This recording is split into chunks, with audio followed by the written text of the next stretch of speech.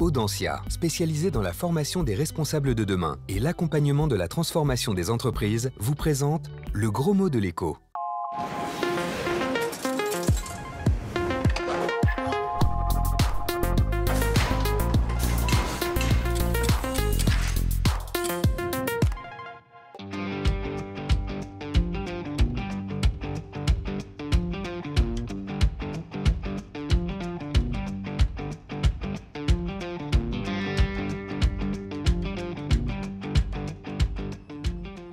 Bonjour à toutes et à tous. Le gros mot de l'écho se lance dans l'expérimental cette semaine à la découverte des tiers-lieux.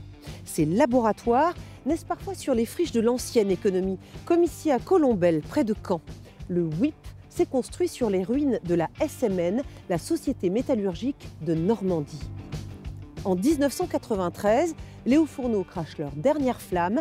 23 ans plus tard, la tour réfrigérante et l'ancienne usine électrique abrite une nouvelle population industrieuse. Les tiers-lieux, c'est notre gros mot de la semaine, mais qu'est-ce que c'est exactement ?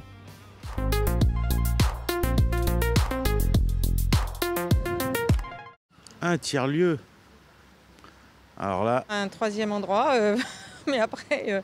Partager des espaces et de partager des personnes, des lieux.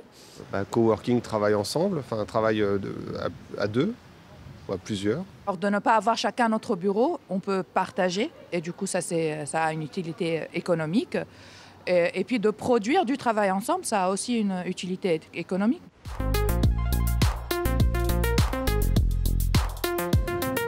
Bonjour Patrick Lévy-Weitz. Bonjour. Un tiers-lieu, comment est-ce qu'on peut le définir ?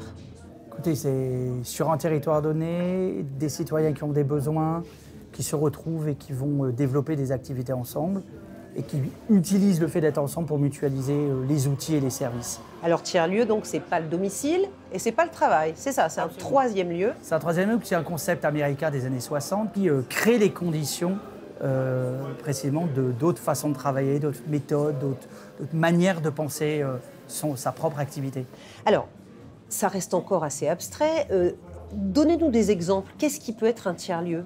L'espace de coworking. Donc les bureaux partagés. Les bureaux partagés, les ateliers partagés, les Fab Labs, qui là mutualisent des outils. Vous voyez des tiers-lieux agricoles se mettre en place, la mutualisation des machines, des outils agricoles, pour permettre à des agriculteurs qui n'ont pas les moyens de les acheter, tout simplement de redévelopper de l'activité. Mais alors c'est quoi ? C'est un service public ? C'est une entreprise ? C'est une association à but non lucratif ? Qu'est-ce que c'est ? Ni l'un, ni l'autre, et tout à la fois. Mais quand on regarde de façon générale, c'est un modèle hybride.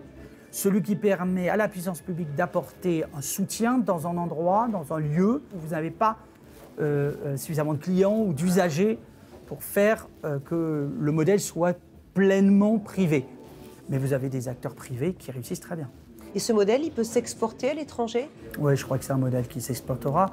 Un, c'est une possibilité partout sur tous les territoires. Deux, il faut qu'il y ait une volonté et des moyens injectés au début. Et trois, il faut cibler la nature d'activité.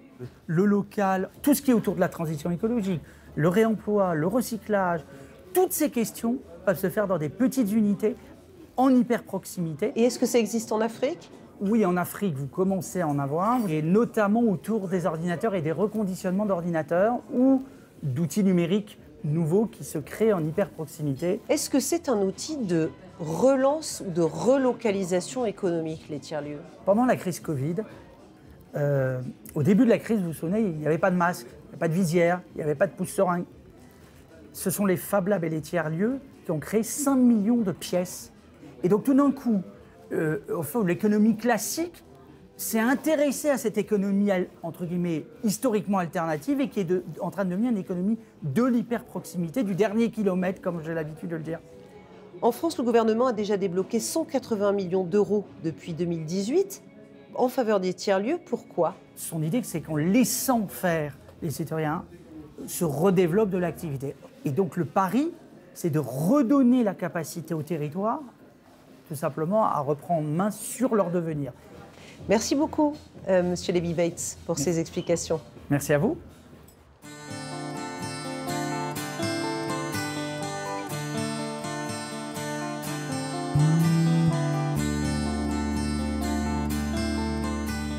En En France, les tiers-lieux sont apparus en 2010, bien avant que l'État ne se penche sur leur berceau. Depuis 2018, leur nombre a doublé et plus de la moitié sont désormais hors des centres des grandes villes. Pour l'instant, ils ont généré 6 200 emplois directs et 150 000 personnes viennent tous les jours travailler dans leurs espaces de coworking, les bureaux partagés. Alors, sont-ils des laboratoires de la relance économique? Ont-ils les moyens de réveiller l'activité locale? À Colombelles, le WIP a ouvert ses portes en octobre 2019. Bienvenue. Hugo Simon est un des cofondateurs. Bienvenue dans la grande nef. C'est quoi ça? C'est une cathédrale?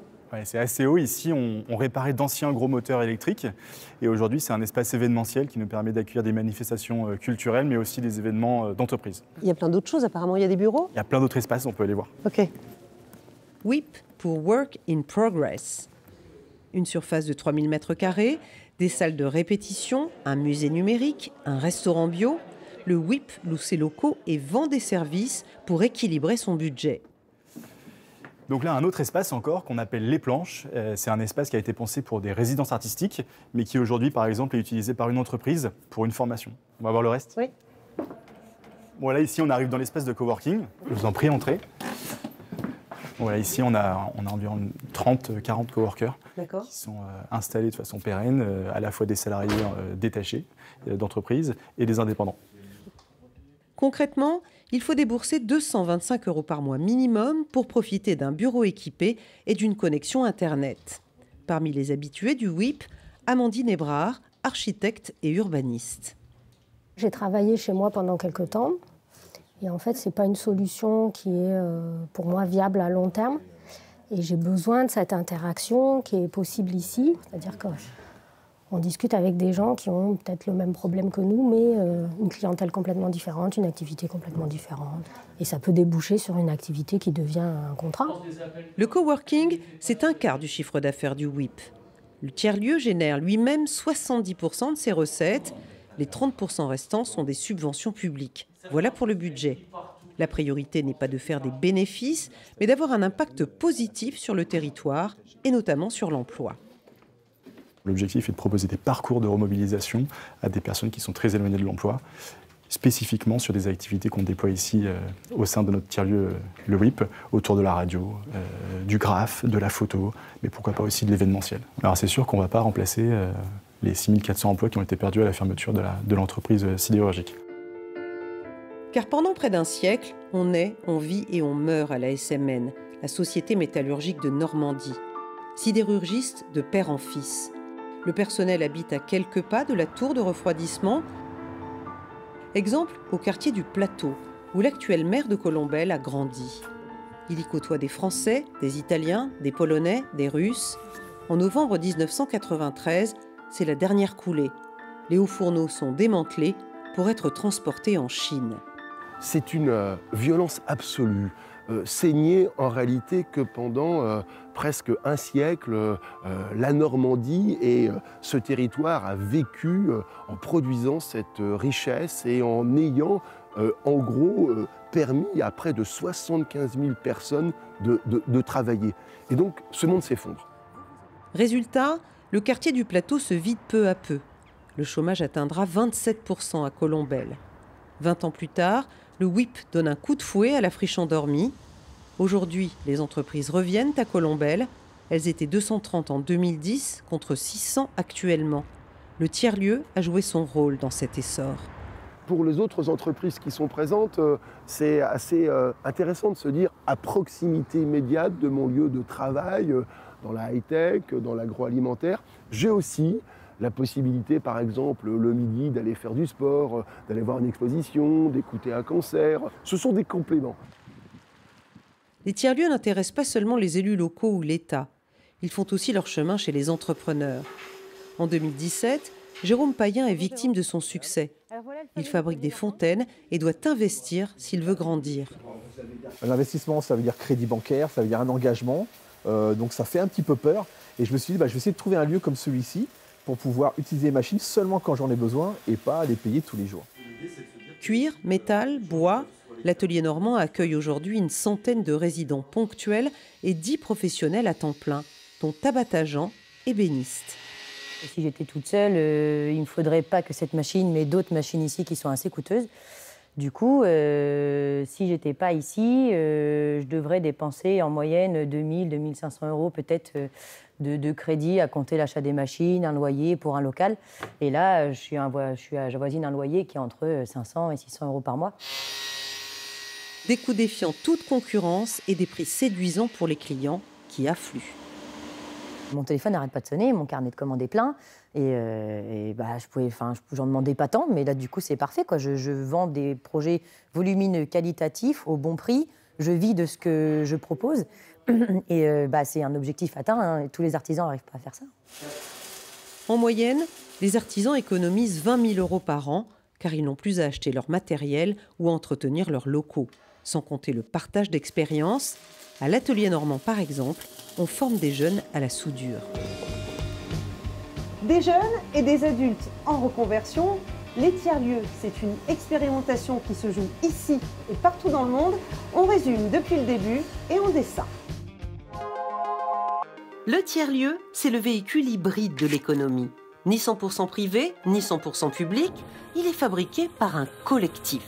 Les porteurs de projets peuvent être de simples citoyens, des élus, des entrepreneurs, mais tous ont en commun de vivre sur le même territoire. Bien souvent, le tiers-lieu est un assemblage hétéroclite. Des bureaux partagés, des espaces culturels, des lieux de restauration, des salles de formation. Objectif de cet étrange prototype, s'adapter aux besoins du terrain, créer du lien et de la valeur ajoutée au niveau local. Certains passent même à la vitesse supérieure et se spécialisent. Ils deviennent de véritables lieux de production. Ateliers partagés, espaces de création numérique, centres de recherche et d'innovation. En France, le gouvernement veut produire ces hybrides en série pour relancer l'économie. Leur production locale serait moins polluante, plus sociale et moins dépendante de l'étranger. Attention toutefois à ne pas transformer ces hybrides en chimères. Et voilà le travail. C'est la fin de cette émission sur les tiers-lieux. Merci de votre attention. Vos questions, vos suggestions, c'est sur Twitter et sur Facebook comme d'habitude. Portez-vous bien et à la semaine prochaine. Audencia, spécialisée dans la formation des responsables de demain et l'accompagnement de la transformation des entreprises, vous a présenté le gros mot de l'écho.